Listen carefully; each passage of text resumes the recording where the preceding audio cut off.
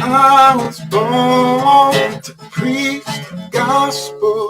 I was born to preach the gospel.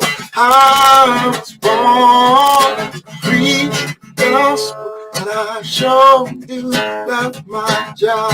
Yeah. I was born to preach the gospel. I was born to preach the gospel. I'm born to preach the gospel. And I sure do love my job. Yeah. Yes, I really love my job. I'm a disciple that makes disciples that makes disciples. Oh, I'm a disciple that makes disciples that makes disciples. I'm a disciple that makes disciples that makes disciples. Yes, I'm a disciple that makes disciples that makes disciples. I'm a disciple that makes disciples that makes disciples. I'm a disciple that makes disciples that makes disciples. Get firmly rooted. So let's get firmly rooted. Let's get firmly rooted. So let's get firmly rooted. Oh, I'm a disciple that makes disciples that makes disciples. I'm a disciple that makes disciples that makes disciples. I'm a disciple that makes disciples that makes disciples. Let's get firmly rooted. Firmly rooted. Let's get firmly rooted.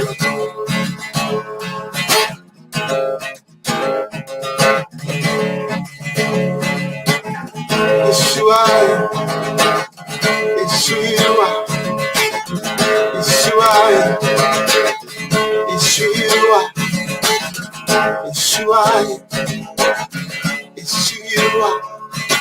I'm a disciple that makes disciples that makes disciples. We are disciples that make disciples that make disciples. We are disciples that make disciples that make disciples. We are disciples that make disciples that make disciples. Let's keep firmly rooted. Firmly rooted.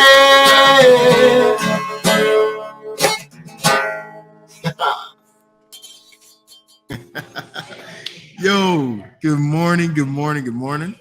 Man, sorry about the lighting.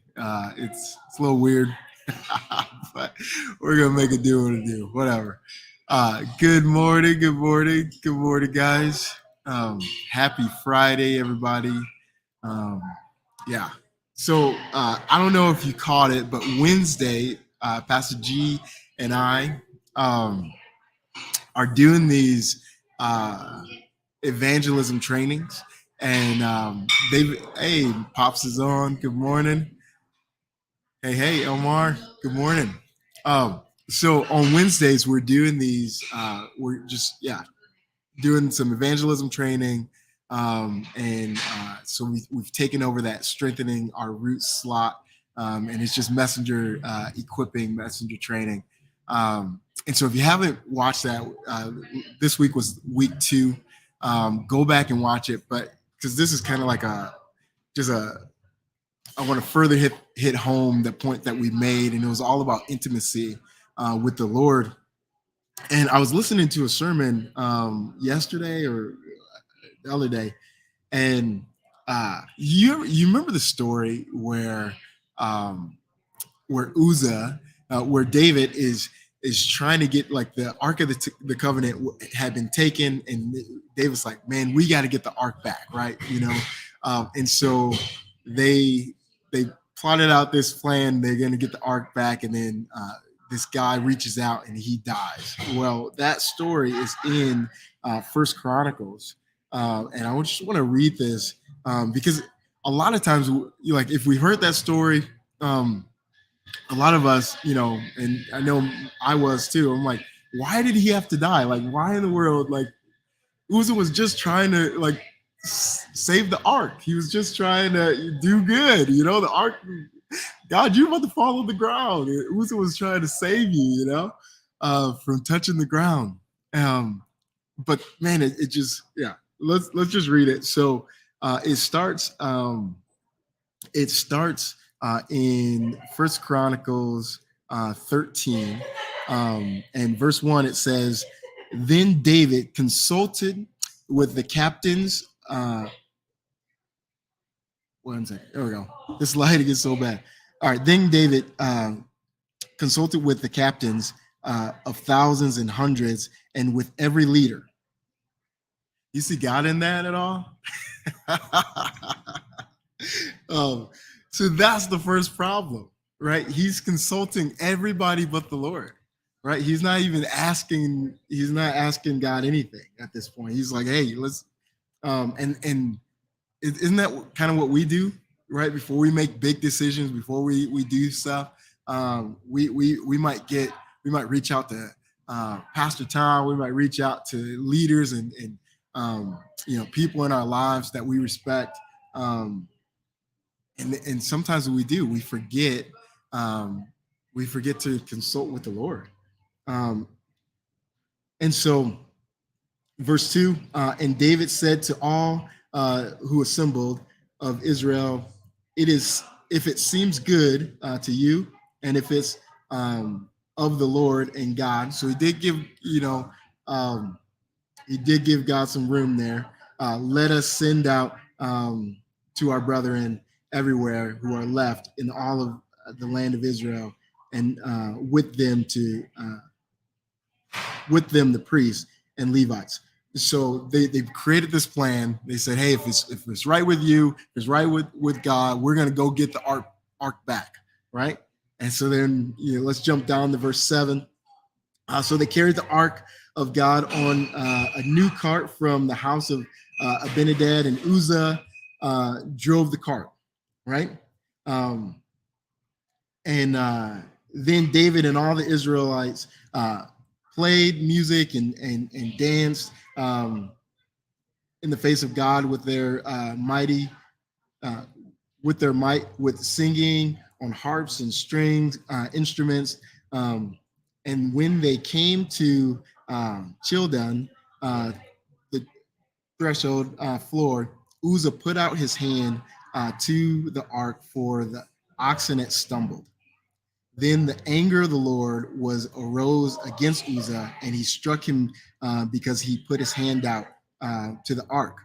And so this angered David, and David became angry because of the Lord's outburst against Uzzah. Therefore, that place is called Perez Uzzah to this day. And so the place where God was angry against Uzzah. And so we read this story and like, man, what did Uzzah do?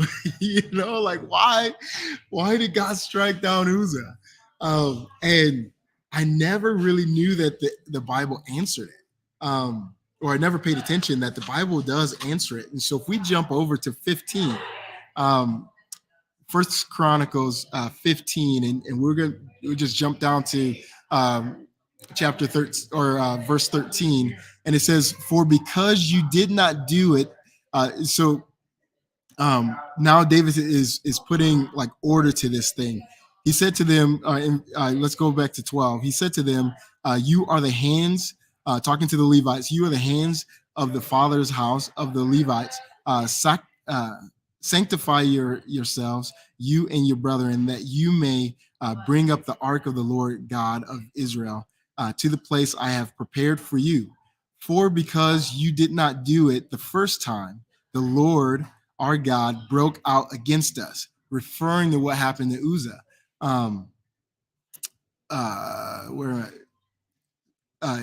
By the place, I just lost my. Where was I? "For because you did not do it the first time, the Lord our God broke out against us, because we did not consult him about the proper order." Right? We didn't even ask God. We never even thought. We said, of course, this is God's will that we go get his ark. Of course, it's God's will. Of course, God, wants us to bring the ark back. But it says we never even consulted him on how to do it.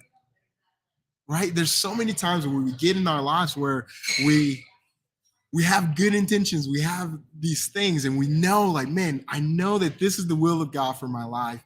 And we fail to consult him on the proper steps on how to bring those things to pass, on how to actually walk this thing out in our lives.